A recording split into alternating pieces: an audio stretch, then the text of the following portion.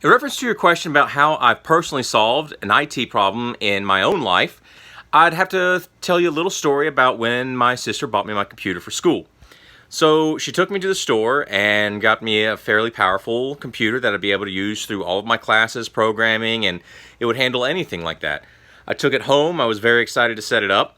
And of course, as with most computers when you buy them, it needed some updates. Well, after the updates, unfortunately, my internet stopped working. And at first I thought that maybe it could have been a simple issue like the ISP was down, or maybe there was a switch on the computer that I accidentally turned off. But none of that worked. All the basic problems. There was no Ethernet cord problem. The internet provider was up. I even went in and I flushed my DNS to renew it. I checked the drivers, and I also disabled and enabled the Ethernet card.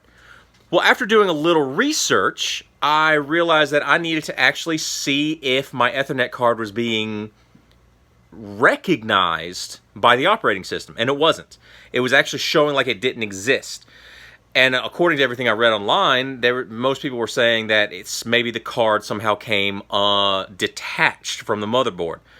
But I didn't feel like that was what was going on, so I started thinking outside the box and remembering basic operations of a computer, and I decided to check the BIOS.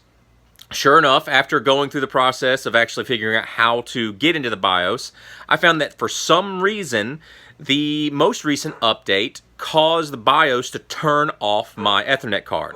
I turned it back on and everything started working. It took me about an hour to 2 hours to actually solve this problem, but I was able to do it with my own problem-solving skills, and it was very effective. Thank you.